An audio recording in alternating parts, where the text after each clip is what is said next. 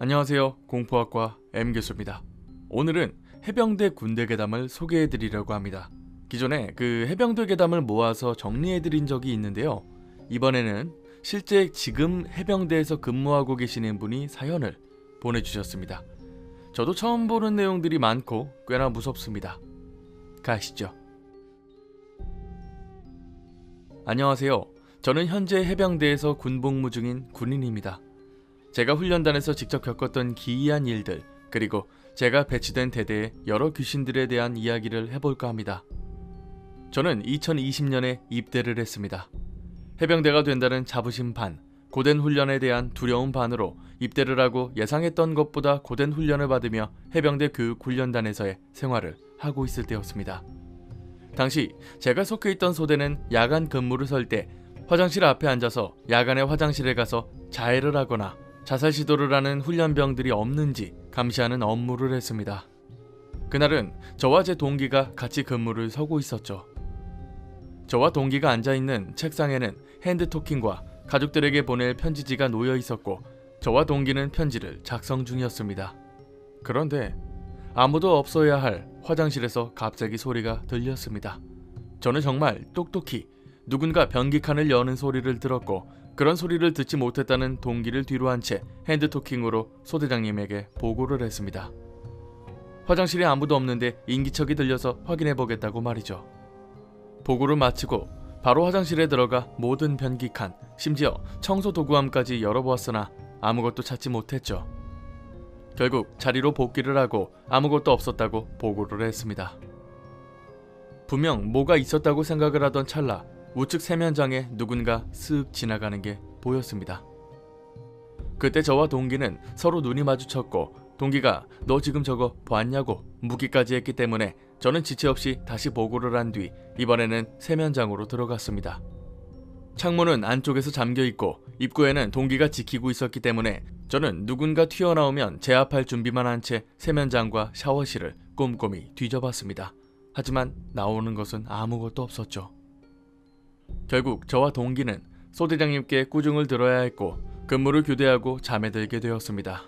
그런데 이게 끝이 아니었죠. 다음날 아침 잠에서 깬 생활반 동기들 중 몇 명이 매우 좋지 않은 안색으로 이야기를 하는 겁니다. 어젯밤에 가위에 눌렸다고 말이죠. 자다가 잠깐 깼는데 너희가 전부 체스터 앞에 서 있던데? 그래서 뭐 걸려서 혼나나 보다 생각하고 일어서려는데 옆에 누군가 누워있는 거야. 자세히 봤더니 너네가 누워서 자고 있고 체스터 앞에 서 있는 애들은 너네가 아니었어. 그걸 깨닫는 순간 몸이 안 움직이더라.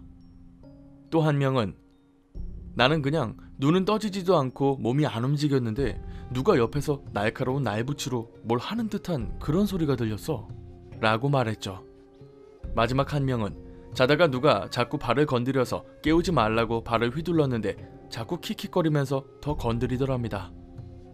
짜증이 나서 눈을 뜨고 쳐다봤더니 난생 처음 보는 사람이 있더래요. 어두워서 자세히는 안 보였지만 분명 처음 보는 얼굴이었고 전투복을 입고 있었다는 거죠. 그때 저와 같이 근무를 섰던 동기는 전날 밤 근무 중에 있었던 일을 설명했고 같이 있던 동기들 모두 그게 대체 뭐였는지 겁에 질려 있었습니다. 그 후로 며칠이 지난 어느 날 시청각실 같은 곳에서 교육을 받고 있었는데 훈병들이 워낙 졸려하자 한 소대장님이 섬뜩한 이야기를 해주셨습니다.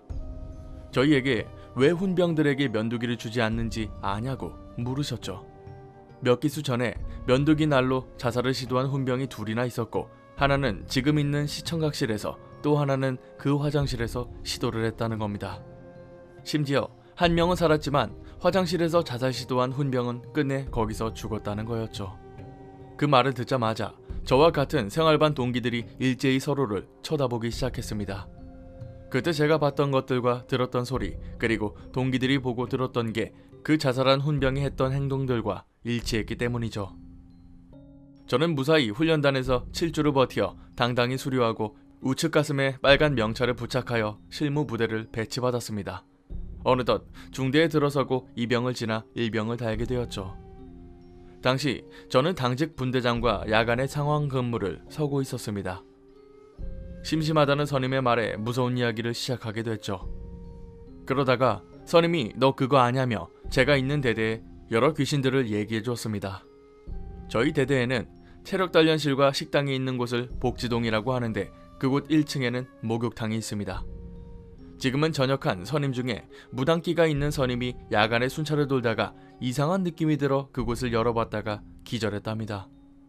앉지도 못할 정도로 빼곡히 들어있는 귀신들이 문을 열자마자 고개를 획 돌려서는 쳐다보고 있더래요. 그 이후 순찰자들이 무언가에 홀린 듯 순찰을 돌다가 정신을 차려보면 그 병 목욕탕 앞에 서 있다거나 자신도 모르게 병 목욕탕을 향하여 걷는 등 여러 일이 발생해서 해당 목욕탕 쪽으로는 순찰을 돌지 않게 되었다는 겁니다. 또 다른 괴담은 저희 대대에는 야간에 상황 근무를 서다가 우측을 쳐다보지 말아라, 그곳에서 어떤 이상한 느낌이 들어도 쳐다보면 안 된다는 말이 있습니다. 상황 근무를 서게 되면 해당 층의 중앙에 앉게 되는데 거기에 앉은 인원은 당직 사관, 당직 분대장, 야간 근무자 이렇게 셋입니다. 혹은 당직 사관 없이 둘이 앉게 되는데 그때 우측 제일 끝에 앉으면 서늘한 느낌이 들기 시작하죠. 그래서 그 오른쪽을 쳐다보면 사람이 아닌 귀신이 머리를 빼꼼 내밀어서 쳐다보고 있대요. 문제는 이걸 한 사람이 아니라 너무 많은 병사들이 보는 바람에 거의 오피셜로 정해진 금기가 되었죠. 이 우측 계단의 경우 또 다른 괴담이 있는데 야간에 복도에 서 있으면 그 계단에서 아이가 까르륵 웃는 소리가 들린다는 겁니다. 그때 우측 계단으로 가보면 까르륵 웃고 있거나 무표정으로 울고 있는 아이가 도망을 친다는 거죠. 군대에 있으면 항상 저녁에 귀신을 보거나 무서운 소리를 듣는 경우가 많습니다. 특히 아이가 나타나는 경우도 많은데 역시나 해병대에도 소름 끼치는 이야기가 있네요. 보통 귀신 잡는 해병이라고 하지만 아무리 강한 부대라고 해도 혼자 있는데 귀신이 나오거나 이상한 소리를 듣게 되면 무서울 수밖에 없겠죠. 여담으로 그 귀신 잡는 해병이라는 별명이 붙게 된 이유를 설명해드리죠. 6.25 전쟁 당시 북한군 2개 연대가 통영을 기습하게 되는데요. 해병대가 통영 상륙작전에 단독으로 나서게 됩니다. 이걸 보고 있던 종군 기자가 말하길 그들은 마치 귀신도 잡을 수 있을 것 같았다 라는 표현을 기사에 쓰게 되죠. 이게 훗날의 해병대를 대표하는 수식어로 쓰이게 되는 겁니다. 오늘 이야기는 여기까지입니다. 재밌게 봐주셨다면 공포학과에 입학 부탁드립니다. 공포학과 M교수였습니다.